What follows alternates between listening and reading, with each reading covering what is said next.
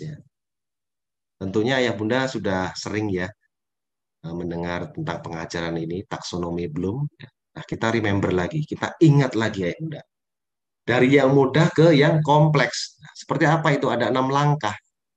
Dari kita mengingat, kita memahami atau mengerti, understand, kemudian kita menerapkan, apply, kemudian kita menganalisa, kemudian kita mengevaluasi, dan kemudian kita meng-create. Bunda, kita masih ada waktu 30 menit lagi ya. Saya lanjut lagi ya. Nanti pertanyaan di akhir ya, Bunda ya. Nah, sekarang kita lebih dalam lagi satu persatu. Kita coba ketahui ya, Bunda. Sambil kita mengulang, pastinya ya Bunda lebih paham mengenai hal ini.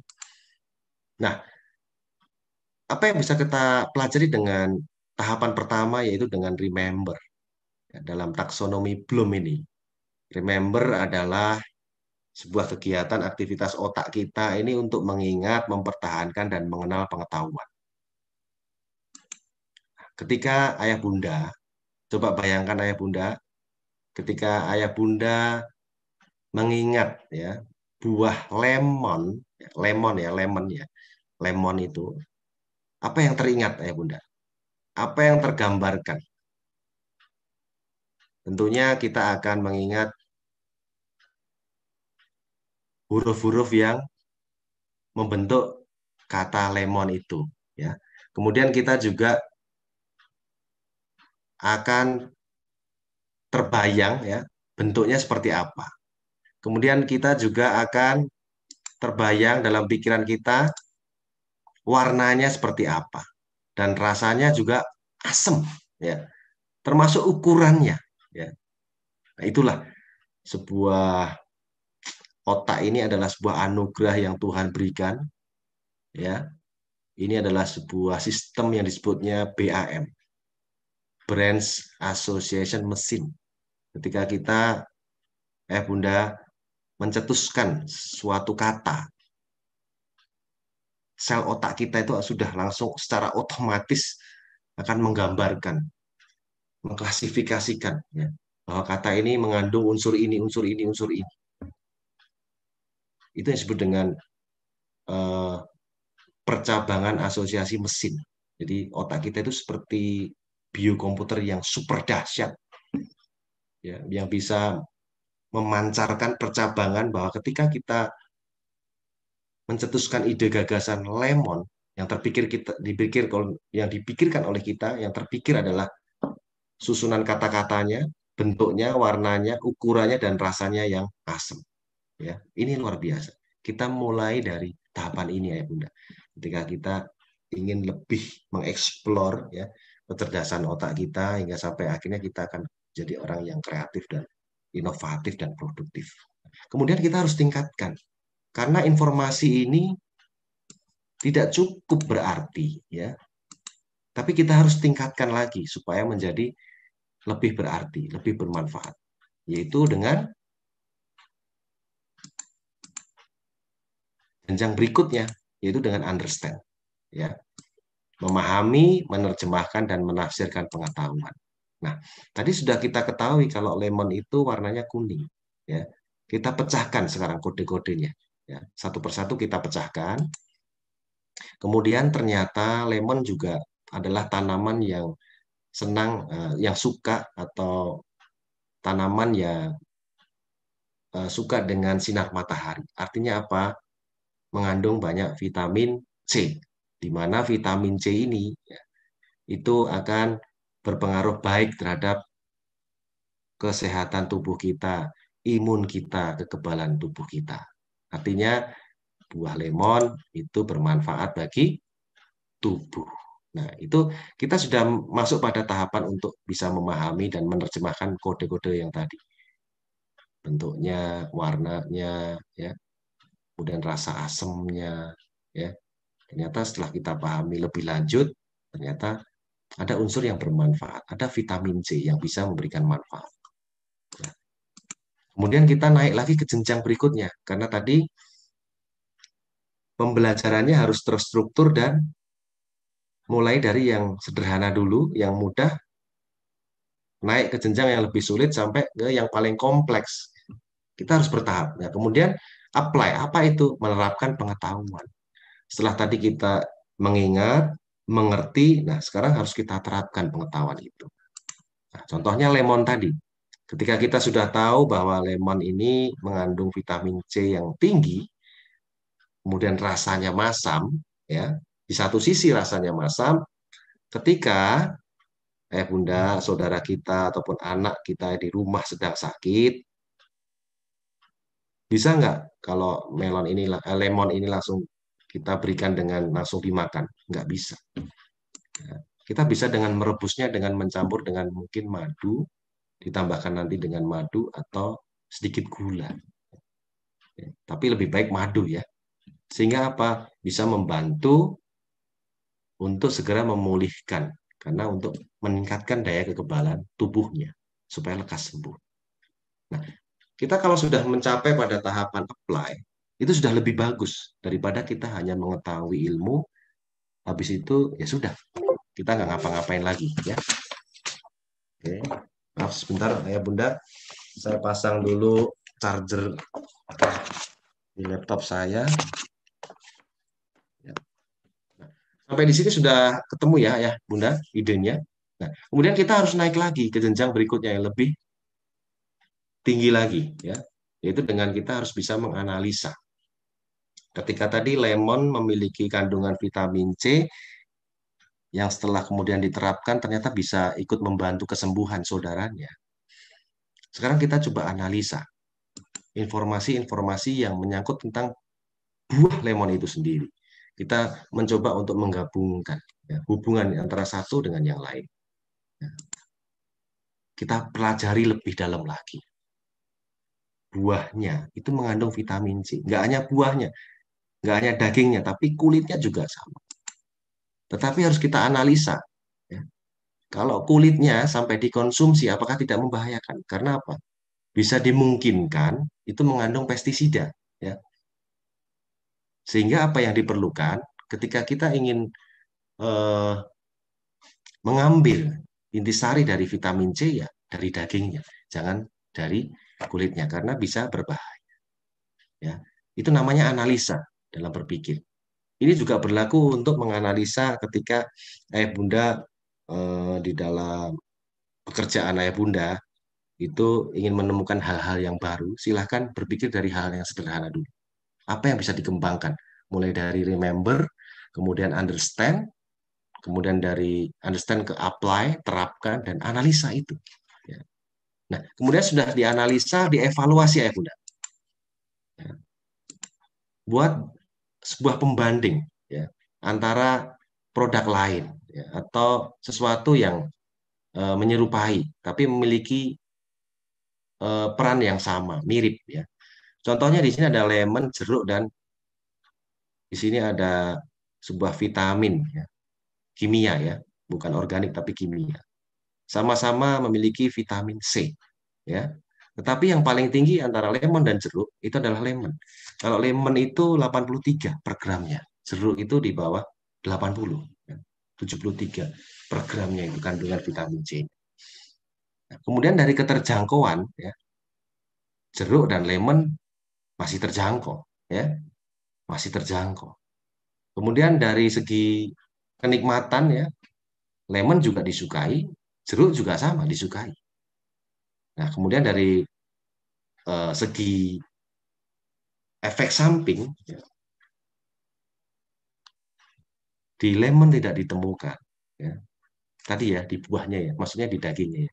Di jeruk juga tidak ditemukan, tapi kalau di pil ini langsung ditelan, itu dapat menimbulkan efek samping dari bahan apa? Kemasan sebagai pelindung vitamin C-nya ini. Ya. Nah, setelah dievaluasi, tentu kita harus melangkah ke jenjang yang lebih tinggi lagi dalam proses berpikir kita, yaitu create. Ya. Kita simpulkan bahwa, oh ternyata lemon lebih baik ya. Dari sisi apa? Kandungan vitamin C-nya, keterjangkauan, dan rasanya. Ada kemanfaatan yang lebih dibandingkan yang jeruk tadi. Pada akhirnya kita harus mengkompilasi informasi tadi untuk menghasilkan solusi baru. Apa yang bisa saya buat ya dari lemon ini? Nah, muncullah sebuah ide. Bagaimana ya kalau kita buat buah lemon ini menjadi minuman siap saji, minuman instan yang bermanfaat untuk banyak orang. Mulai terpikir sebuah ide itu. Ya. Dan bagaimana ya kalau saya buat toko kecil, kemudian saya kasih logo di sini lemon, kemudian saya buat tulisan so nice lemon ya. Kemudian di sini adalah ini harusnya drink ya Bunda, natural health ya, minuman kesehatan yang alami. Nah, ini sudah masuk pada tahapan yang lebih jenjang yang lebih tinggi lagi, yaitu mengcreate sesuatu. Nah, Bunda, kebiasaan kita, Bunda, ya, termasuk saya, ya, kita bukan orang Jepang ya. Orang Jepang itu budaya kulturnya dari kecil itu sudah dididik untuk mandiri. Misalkan dari TK. Dari TK itu mereka harus menyiapkan tasnya sama isi-isinya, sama minumannya itu. Sampai dia harus nyiapin sendiri dan dibawa sendiri sampai di sekolahnya. Begitu mereka mau pulang aja, ya Bunda, mereka harus membersihkan dulu sekolahnya, ya. Ketika bersih, baru mereka diperbolehkan untuk pulang. Di Jepang itu luar biasa. Jadi sudah diajarkan untuk menjalankan proses ini, remember, understand. Ya. Tahapan-tahapan ini sudah dibiasakan. Termasuk di sana itu lulusan sekolah SMA, termasuk SMA itu ketika dia harus membiayai sekolah itu dengan biaya sendiri. Dia sambil bekerja. Kalaupun dia nggak punya uang, dia minta ke orang tua itu sifatnya pinjam. Nanti kalau suatu saat dia punya uang, dia kembalikan. Jadi dari kecil itu sudah dididik untuk mandiri. Ya, maka orang Jepang itu lebih cepat dalam proses uh, berpikirnya secara struktur itu sehingga dia bisa mencapai pada titik-titik yang menurut kita sulit padahal menurut mereka itu hal yang biasa. Ketika muncul membentuk sebuah gagasan, dia tinggal membentuk sebuah kata, ide apa, kemudian dia coba untuk mengerti, kemudian terapkan, ya, analisa, evaluasi, dan akhirnya dia membuahkan sebuah ide-ide gagasan-gagasan yang pada akhirnya itu bisa menjadi sebuah inovasi produk-produk baru. Nah, itu berasal dari proses ini ya Bunda. Sampai di sini ya Bunda sudah mengerti ya idenya ya. Nah, sekarang kita latihan ya Bunda. Kalau ada pertanyaan penugasan ya, seperti pertanyaan-pertanyaan yang di depan layar Bunda ini, kalau sebutkan warna primer dan sekunder ya, itu masuknya pada learning objektifnya masuknya pada apa? Kita belajar untuk mengerti, mengcreate, menganalisa, menerapkan, mengevaluasi atau mengingat. Kalau sebutkan warna primer dan sekunder, jawabannya apa ya Bunda? Sudah ada yang menjawab? Remember, remember. Oke, terima kasih Bu Indira, Bu Elisa. Kita lihat jawabannya. Sebutkan warna primer dan sekunder. Ya, betul sekali. Kasih tepuk tangan dong. Ya, buat Bu Indira, ya, Bu Elisa, ya, Bu Lina juga ya. Kemudian kalau diskusikan dengan rekan Anda tentang bagaimana plastik menyebabkan pencemaran. Nah, ini masuk pada tahapan apa ya, Bunda? Diskusikan dengan rekan Anda tentang bagaimana plastik menyebabkan pencemaran. Apakah evaluasi, analisa, atau understand? Analyze, Bu Lydia, terima kasih. Bu Indira, Bu Elisa, ya. Bu Siti boleh ya mencoba menjawab ya. Analyze, oke. Kita cari jawabannya. Luar biasa. Ini IQ-nya luar biasa ini. Ya Bunda semua ini. Oke, kita lanjut lagi. Buatlah sistem bonus untuk driver ojek online. Nah, ini masuk masuk bagian learning objektif yang mana ini? Apakah understand, create, apply, atau evaluate? Luar biasa sekali. Wah, ini komunitas Guram ini hebat-hebat ini. Ya, oke. Lakukan pengetesan pengukuran pH, pengujian kadar asam. Nah, ini termasuk bagian yang mana ini, Bunda? Apakah understand, apply, atau evaluate? Lakukan pengetesan pengukuran pH. Ketika Bunda mendapatkan penugasan dengan kalimat pernyataan kurang lebih seperti ini ya. Lakukan pengetesan pengukuran pH. Ya. Jawabannya adalah apply. Betul sekali. Pak Robi, ya luar biasa Pak Robi. Ya. Nah, kemudian tentukan mana yang lebih baik antara motor bensin dan motor solar. Oke, luar biasa. Bu Siti, ya, terima kasih. Bu Lina, terima kasih. Ya, jawabannya betul, ya. Tentu sekarang pertanyaan berikutnya, penugasan berikutnya adalah tentukan mana yang lebih baik antara motor bensin dan motor solar. Ayo, yang mana ini tinggal dua nih, evaluate sama understand. Oke, luar biasa. Jawabannya betul semua. Ya, luar biasa. Nah, terakhir ya pasti yang ini ya. Understand ya. Rangkumlah produk fitur terbaru dari tepuk tangan dong buat kita semua. Nah, Ayah Bunda, waktu sudah menunjukkan pukul 9 lewat 20 menit. Eh, Silahkan bagi Ayah Bunda yang mau bertanya kaitannya dengan menjadi pembelajar produktif. Tadi kurang lebihnya sudah mulai mendapatkan insight-nya ya dari kenapa kita harus menjadi seorang pembelajar produktif ya. Karena kita harus menjadi problem solver. Bahwa kesulitan ini harus kita bisa atasi dengan baik. Kita tidak hanya harus bisa mampu beradaptasi, tapi kita harus lebih kreatif lagi. Justru kita harus menemukan inovasi-inovasi baru yang bisa laku di pasaran, menciptakan hal-hal yang